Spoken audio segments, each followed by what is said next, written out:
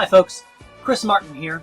We're up to the spring of 1906 in our recap of the top board at the World Championships of Diplomacy held at WeaselMoot in Chicago. And the fall of 1905 was pretty momentous. We had Nathan Barnes in France push his armies into a bunch of dots and take Liverpool from England. He goes up to 10 centers. His next closest rival is Chris Brand in Italy. And unfortunately, Chris had a misorder as he tried to move his fleet in Constantinople into Bulgaria but failed to specify a coast. So he's at 7 centers. We had a pretty big shift here, and that was in England, as Adam Silverman takes St. Petersburg but shifts his fleets back to the English Channel and North Atlantic Ocean. So he has 2 removals here. And what he picks up in the winter, what Nathan puts down, and where Chris Brand builds is going to have a lot to do with what goes on in the next year. So let's change the map and take a look at what happened in the winter. Okay, so Adam Silverman removes the fleet in the Gulf of Bothnia and the fleet in St. Petersburg, leaving his units positioned to fight Nathan. Nathan puts down an army and 2 fleets. Chris Brand builds a fleet in Rome. This is a major change because although Nathan has 10 centers and possibly can take Berlin, he's very unlikely at this point to take Tunis, and he's very unlikely to take any more English centers. And in fact, if Adam is committed to bringing this army back to Yorkshire, there is very little that Nathan can do to hold on to Liverpool. That opens up the game for the other players. Andrew Gough in Russia sees that he can take St. Petersburg. He can take Norway. He has some position. He might be able to get to Berlin. He might be able to get into some Austrian centers. Chris Brand sees, okay, if Nathan's going to be pushed backwards up here, I still have room to grow down here. So Nathan's plan, which was to push for a big center count and a declarative sort of, hey look, you guys should just accept me as victor, may face some strong headwinds. Let's go ahead and kick into the diplomacy here and see how the players react to this really massive change in the state of the board. So, if that's ordered correctly, that's going to be a lot better. not much. 10 on 8 was still off. It's not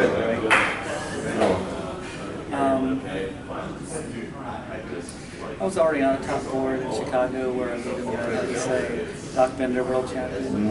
Don't make me say Nathan Barnes world champion. I fucked it up. I mean, I took my shot and messed up that way. Yeah. But if I made that order, I think it was still fine. Yeah. I didn't. It's not. Yeah. So, What do you want? I will be the minor power to you just to slow me down. So what I'd like, Dave, I don't think is going to stop him from taking Smyrna. Can you walk into Smyrna? Yeah. Tell Dave you're still working with him. Tell him, Dave, take this, and then just take Smyrna. Let me get a bill back so I can have some violence. Actually, you know what? I need to stop telling. You know what? You tell me what you like. I think that makes sense. I think Dave's a problem, right? You better send armies up to can't. everything, basically. I would have sent fleets out. Right, so I can't do that until I have some armies to send. I got 4 armies, and I can't trust you. So, at least not yet. I can trust you after a turn if we can figure this out. So, look at the board and come back and say, hey, this, assuming these red pieces are here, tell me what to do. So, Peter starts off the negotiation in the same way that he's been negotiating with Chris all game, really, which is, how can I help you? How can we stop this other person? But then he catches himself. And he says, you know what? I need to stop telling you things. I need you to tell me what you want to do. That is a huge catch by Peter. Because Chris Brand has been using that listening like a sponge to draw information out of players the whole game long. But you'll notice that Peter can't even really stop himself. right? After he makes that play, Chris Brand says one thing, and Peter goes, yeah, okay, well, I really can't trust you yet. Giving away to Chris Brand really some valuable intelligence. If Peter had just listened there, gotten whatever Chris Brand's ask was, he might have gotten some valuable information. But then on the other hand, he would have then been lying to Chris later if he made moves that were something else. So, bit of a dichotomy there. All right, let's take a look at Chris Brand's negotiation with Dave Molesky. Now, Dave Molesky was all aboard the Chris Brand World Champion train. After that last misorder, he's a little less optimistic. So I would say I'm still going to just tell me what you want me to do tactically, but I would say just negotiate with Nathan, frankly, because I already talked to him and I'm like, dude, look, you need to cover mid-Atlantic, you can defensively lock up against Brand and he's not going to push on you, and then your avenue to, if we have to play this to a solo, is through like the German and upper Austrian and Russian centers. So like I don't even think he needs to touch you, and I think he agreed when he was talking to me, so you might want to negotiate with him. Do you have any sense of what you want me to be doing? Not yet. Okay, but get back to me before the end of the And you think about it as well. Whatever. It occurs to me to note that Dave Molesky does not talk 90% of the time in every negotiation that he's in. But he is one of those players who's pretty certain about how he reads the board and what he thinks ought to happen. And if you're the kind of player who likes to listen, you get a really good dynamic there with him. In this case, you can see that Dave really does think that Nathan's got this sewn up and that he's going to be able to push through and get a solo if that's what has to happen, because the board is going to give up, which I am not so sure is going to happen. And when it comes down to it, he's like, you know what? Just talk to Nathan. You guys don't have to fight each other. He's going to win. It's just a matter of time. A lot of that, I think, comes from Dave's frustration at Chris Brand's misorders. I think if Chris Brand got that order right and he was in Bulgaria, Dave would still be really engaged in the best way to push Chris forward. But that's not the case right now. Let's look at the other side of the board and take a look at Nathan Barnes and Doug Moore, who is really invested in Nathan winning. Nathan, when you're done, can we talk? Do I care if you go to the Is it convoy? You probably don't. I think what you want to do is you actually want to go Holland, Kiel. And you can shift over. I mean, here's the other thing. You can actually shift to go. Sure. Because you can so you don't need it. That's a little game that we call tactics. Once you've made your play, once you've made your move and stabbed the people you're going to stab, then you and your allies, if you have any left, work out the tactics to hold what you've taken, take as much as you can. There's not a lot of negotiating left to do. But it's not all over yet. Let's follow Nathan as he goes and talks to Peter Jürgen. So, Peter was talking to Chris Brand, and he tells Chris Brand, I really can't trust you. And I think the truth of the matter is a little more simple than that. It's that if Peter has to pick somebody to win, it's not going to be the person who stabbed him and then backed off, and then stabbed him, and then misordered so that his stab of him didn't really work. If Peter has a choice, someone else is going to win the World Championships. Now, his first choice is obviously him, and he's still playing for that. But he and Nathan have a little more to talk about than maybe most players. Trolley touches. So I'm going Bohemian, so Trolley's Bohemian. I'm going to make sure you can't take me down. I will send it down. So, Tyrolese? what I'm doing is I'm going to the builder. I'm paying one. So even here you see that what they are mostly talking about is tactics. And I don't want to minimize the importance of this part of the game. Negotiations are great, and diplomacy is fantastic, but if you can't back that up with solid moves on the board, you have a very hard time getting a lot of success in diplomacy. So I want to give you one more snippet here of Doug Moore and Nathan Barnes discussing the Mediterranean theater. It's a classic area of the board where players get bogged down into battles where neither player has a serious tactical advantage, and so they can't really advance on the other. It's one of the most clear-cut examples of the beauty of the game of diplomacy, where you must have superior force to achieve your successes. Because when you bring the same amount of force to the table as the other player, most of the time, neither of you goes anywhere. But a lot of that is careful attention to detail. And here are Doug and Nathan talking about some of that important detail. You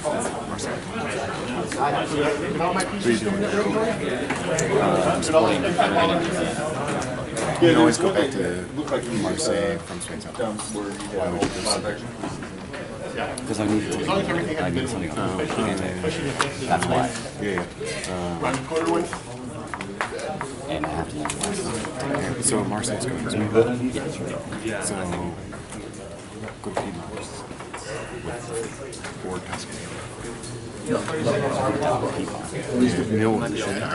Right? That's but it's gonna throw me all off position. No, I'm wrong. go to training. Go to training. Well, at least I wasn't. At least I don't feel dumb for like going, oh, there's. You don't want him to go to, so you really can't leave. Yep. You need to. So you need to go. So let's take a second and break down what they're talking about, because they're pointing at the board and it's not really obvious. So you see behind them on the clock that there are 2 minutes left in the round. And a little later in the video, you'll see that everybody was just standing around at the board with 2 minutes left to go. And Nathan pulls Doug over and goes, okay, what am I going to do with the fleet in the Gulf of Leon? And what does Doug ask him? He says, well, what are you doing with Tyrolia? And that might seem like an odd question. But what Doug is thinking, like 3 or 4 moves ahead, is like, what's happening here in Piedmont and Tuscany?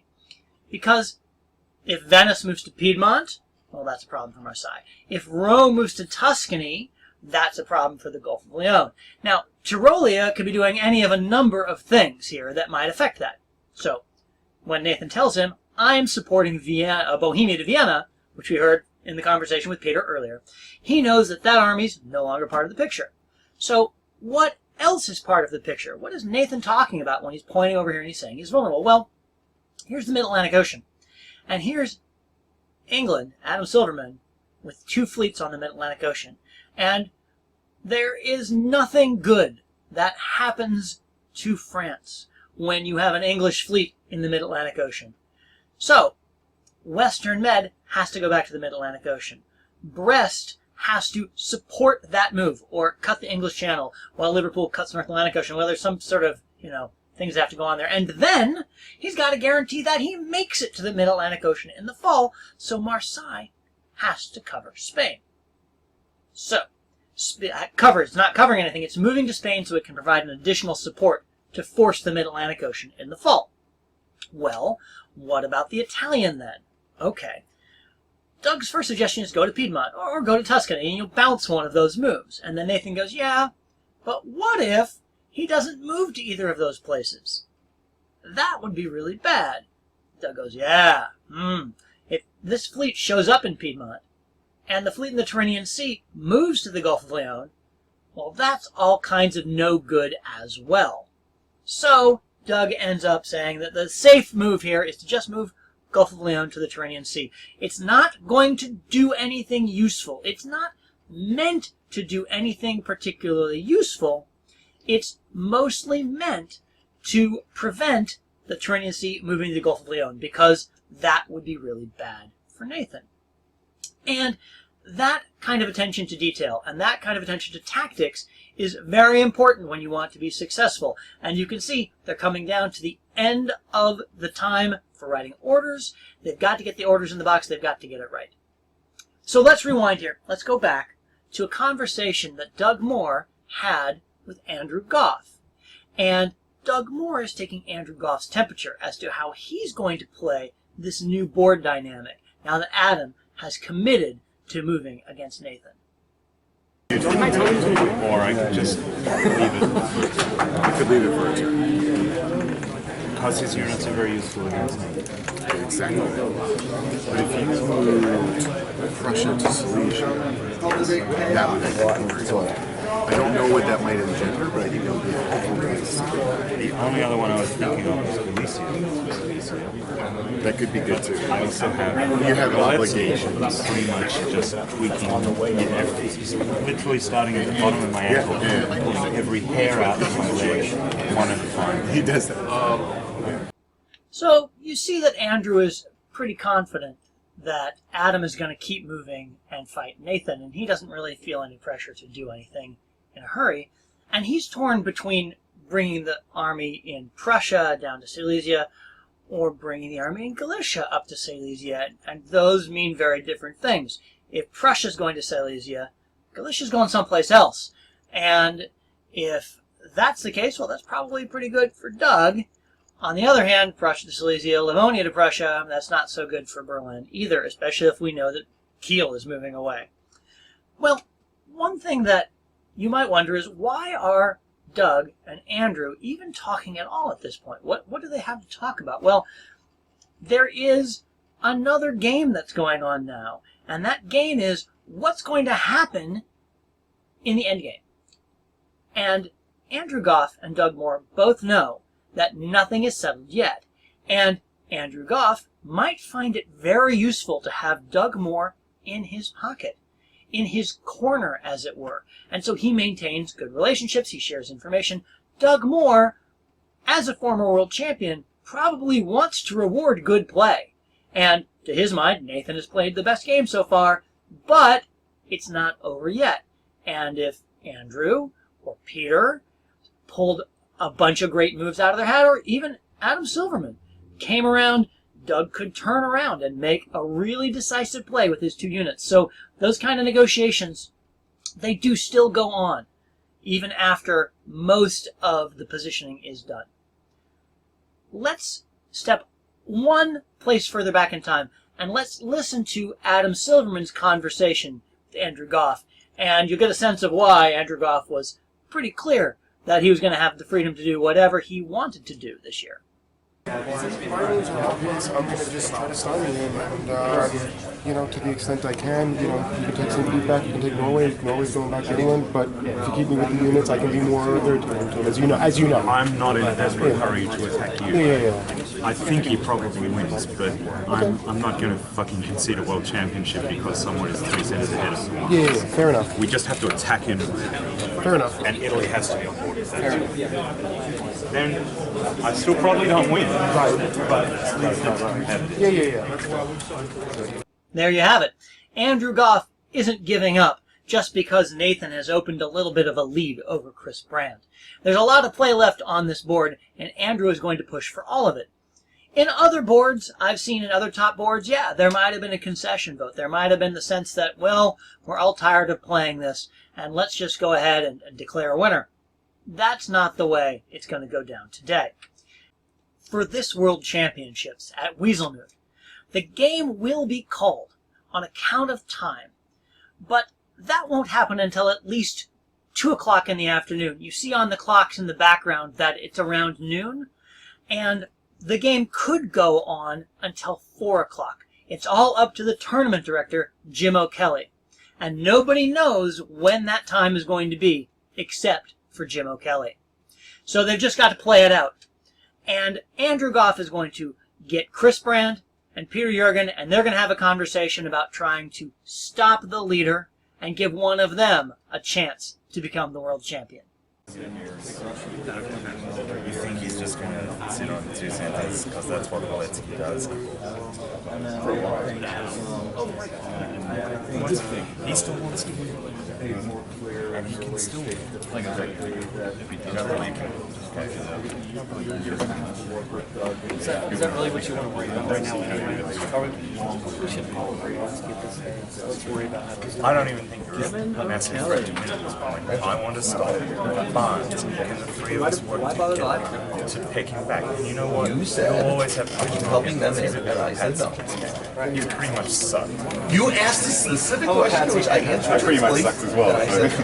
Oh, yeah, you haven't. You stand by your statement. I'm standing by mine. The point is, you're wasting time taking. So do we have a shot to work together, or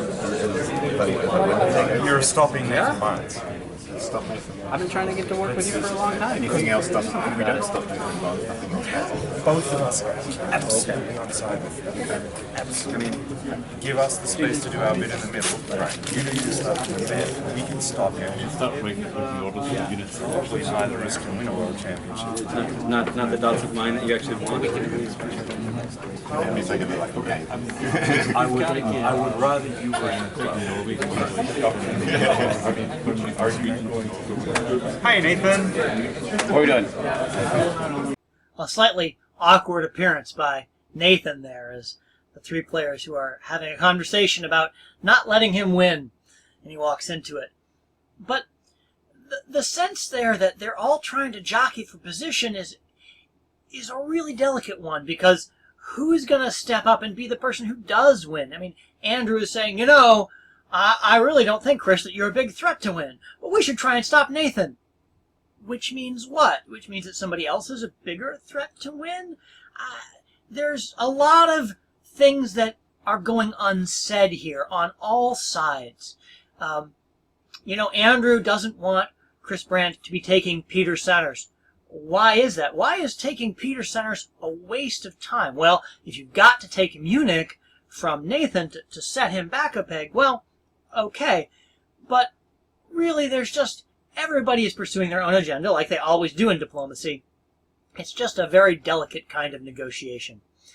And interestingly, at this phase of the game, all the players find themselves back at the table with some time to kill.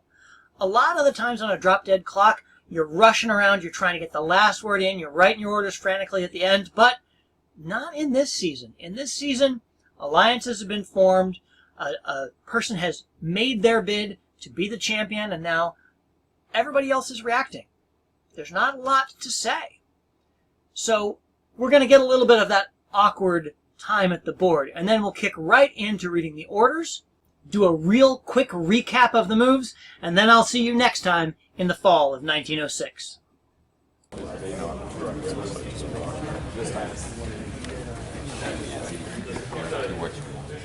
So 2 minutes left to go, and everyone's just standing around there in their orders.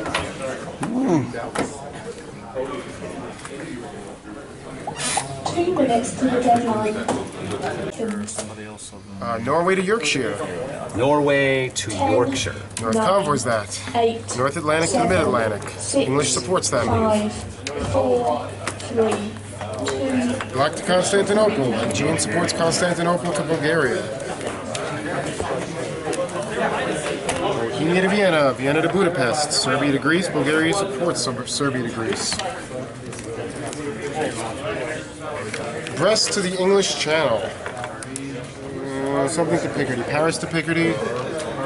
Marseille to Spain, South Coast, Western Med to the Mid-Atlantic, Gulf of Lyon to the Tyrrhenian Sea, Holland to Belgium, Kiel to World, Liverpool to NAO, something to Liverpool to NAO, Tyrolia supports Bohemia to Vienna, Munich supports Tyrolia. Denmark to the North Sea, Berlin supports Army Munich. Sweden supports Denmark, Sev to Arm, Gal to Rum, Prussia to Silesia, Livonia to Moscow. Sev to Arm, Gal to Rum. Rome supports Tyrrhenian Sea, Tyrrhenian Sea supports Ionian Sea to Tunis, Ionian Sea to Tunis, Venice supports Trieste to Tyrolia, Trieste to Tyrolia, Greece and Constantinople hold. Okay, a lot of that went pretty much as expected. Adam Silverman goes whole hog, convoys back home to Yorkshire, abandoning Scandinavia. Down here in France, we see that Nathan has aligned his armies in Picardy, Belgium, Ruhr, Munich, and Tyrolia. He's kind of got a a line there. Some kind of line. We should come up with a clever name for that another time. The fleets mostly bounce. We see that Chris Brand does move Ionian over to Tunis. He does not take Bulgaria. And in fact, Peter does take Greece, which retreats to Albania. All of this is a big hold. Peter rotates his units down. And over here in Russia, Livonia to Moscow. Okay, staying adjacent to St. Petersburg. Sweden supporting Denmark, Prussia, Silesia, and Sev rolling around to Armenia. You can see that Andrew is thinking possibly about making something happen with the Turkish centers, besides bouncing in the Black Sea.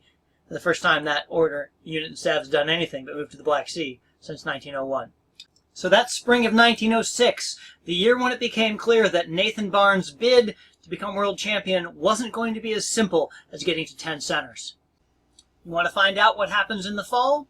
Well, we'll get to that in our next video. Until then, I'm Chris Martin, and I'll stab you soon.